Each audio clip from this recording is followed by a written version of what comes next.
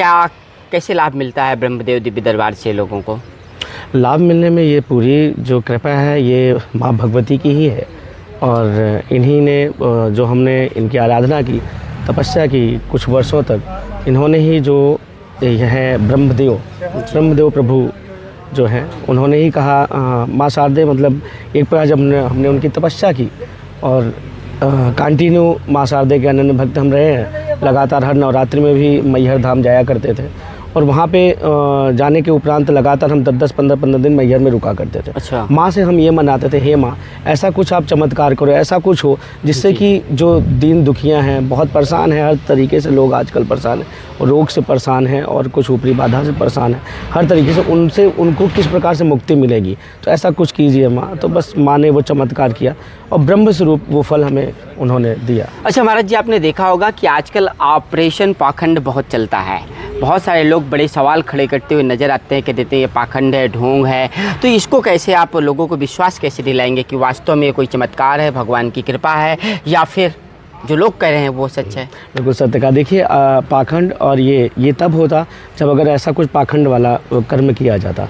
यहाँ पे कुछ नहीं होता है। यहाँ पे आप देखेंगे अभी दरबार प्रारंभ होने वाला होगा तो आप देखेंगे यहाँ पे सिर्फ और सिर्फ अर्जी लगाई जाती है। माँ भगवती के समक्ष कहा जाता है, हे माँ अगर ये सही है, अगर इनका कर्म अच्छा है तो आप इनके जो भी पीड़ा है, इनका दुख है, उसको आप ठीक कीजिए। आज अष्टमी का दिन है, आज संतान प्राप्ति का है विशेष। अच्छा। हाँ, आप इस पर भी चर्चा कर सकते हैं। अच्छा, तो संतान प्राप्ति का दावा कैसे करते हो आप? कैसे लोगों को संतान की प्राप्ति हो जाती है?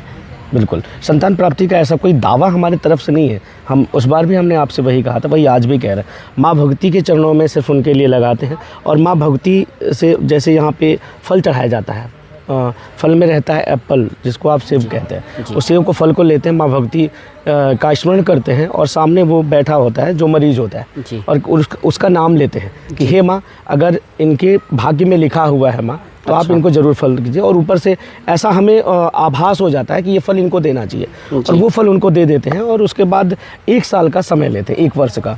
और आप देखेंगे अभी रिजल्ट आपके सामने रहेगा। काफ़ी कभी ऐसा भी हुआ कि आपको आभास नहीं हुआ और आपने फल ना दिया हो? हाँ, ऐसा होता है। अभी आप यहाँ पे देखेंगे बहुत लोग आएंगे, कम से कम यहाँ पे 200 से 300 जो महिलाएं हैं रहेंगी, उसमें से फल मुश्किल से 60 या 70 लोग को मिलेगा जी, सभी को नहीं मिलेगा। अच्छा, रामचंद्र जी का जो जन्म हुआ, राम लक्ष्मण भरत शत्रुघ्न का, वो एक विधि की खीर का पान किया और चारों भाइयों का अवतार हो गया। तो आप सेवक के द्वारा संतान का अवतार करा देते हैं? नहीं, हम नहीं करा देते। वही हम फिर आपसे कह रहे हैं, हम तो सिर्फ माँ भगवती के चरणों में कामना करते हैं, माँ भगवती के चरणों में अर्जी लगाते हैं। हाँ। वो उसके भाग्य के ऊपर डिपेंड होता है। अभी देखिए आपने कहा ना खीर वाली जो आपने बात की, तो आप कहिए तो वो भी पाखंड आप कहेंगे?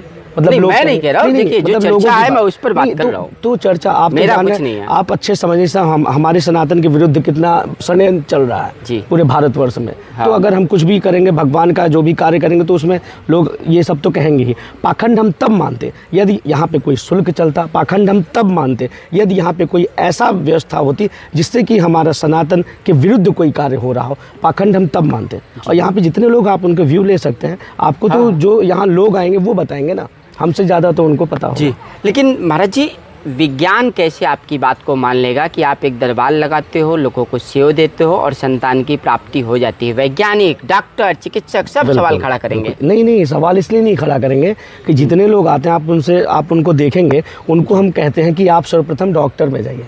अच्छा। पहले आप जांच कराइए, दोनों लोगों का चेकअप कराइए। जब सब कुछ अच्छा हो, विज्ञान कहे कि हाँ इनको बच्चे हो, कभी कभी आप देखते नहीं है, बहुत ऐसा होता है डॉक्टर कहता है भगवान भरोसे। हाँ। हमारे तरफ से सब कुछ हो चुका है, अब हाँ। आप भगवान के स्मरण कीजिए, शायद वही कुछ कृपा कर दे।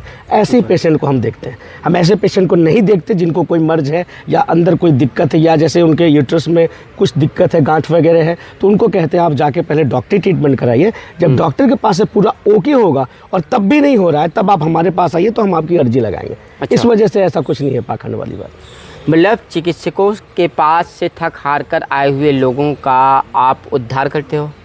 उद्धार क्या, बस वही जो हमने आपसे बताया, अर्जी लगाते हैं। और हमारे दरबार में एक और सबसे अलग है, हमारे दरबार में आप देखेंगे जैसे कि अभी इसके पूर्व में दरबार लगा था तो वहाँ एक डॉक्टर की टीम बैठी हुई थी। वो डॉक्टर की टीम इसलिए बैठी थी कि बहुत दूर दूर से लोग आ रहे हैं। मान लीजिए किसी को चक्कर आ रहा है, किसी को बहुत गर्मी की वजह बीपी हाई लो हो रही है, तो वो डॉक्टर साहब मेंटेन करेंगे, उसमें हम कुछ नहीं करते हैं। हाँ, इसलिए हम उनका भी पूर्ण रूप से पूरा सहारा लेते हैं, क्योंकि कलयुग में भगवान जो हैं वो धरती में जो डॉक्टर हैं वही भगवान है, सीधी सी बात है। तो महाराज जी कौन है आपके गुरुदेव, किनसे लिए आपने दीक्षा, कैसे की तपस्या आपने, कोई तो इतिहास होगा? हाँ, इतिहास है, बहुत पुराना इतिहास है। सन 2006 की बात है, हम घर से निकले हुए थे और इसी खोज में निकले हुए थे कि कैसे भाव बाधाओं से दूर हो सकते हैं। तो हमारे जो गुरु जी हैं श्री ब्रज बिहारी जी महाराज भागवताचार्य हैं, वही हमारे गुरु हैं और उन्हीं की सानिध्य में उन्होंने सिर्फ हमें बताया था और गुरु दीक्षा के उपरांत कहा था कि आप जाइए और आपके ऊपर ऐसी कृपा दिख रही है भगवती की, आप उन्हीं की आराधना कीजिए। तो हम निकल गए थे।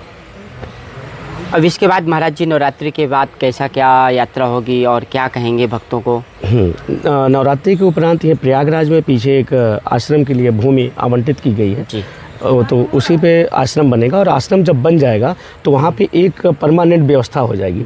जो भी हर जगह हमारे शिविर लगते हैं तो वो एक आश्रम, एक स्थान बन जाएगा।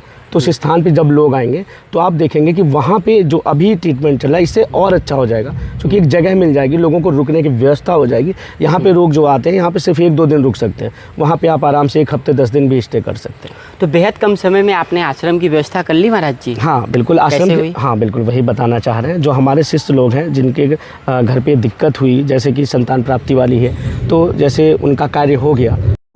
ये जो प्रथम दरबार में आज संतान प्राप्ति के लिए आई हुई है, नाम है आपका सुमन। अपना ऐसे झोली किए हुए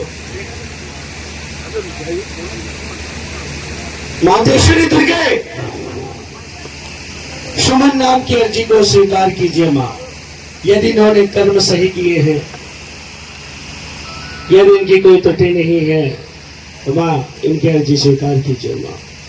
मातेश्वरी सुमन, मातेश्वरी नमो दुर्गे नमो दुर्गे नमो दुर्गे नमो दुर्गे नमो दुर्गे नमो दुर्गे नमो दुर्गे नमो दुर्गे नमो दुर्गे नमो दुर्गे नमो दुर्गे नमो दुर्गे नमो दुर्गे नमो दुर्गे नमो दुर्गे नमो दुर्गे नमो दुर्गे नमो दुर्गे नमो दुर्गे। जा स्वीकार हो गई तेरी अर्जी, जा आनंद में। बोले ब्रह्मदेव सरकार की जय, जगन्नी जगदम्बा की जय। जाओ बोलते रहो, नाम बोलते रहो।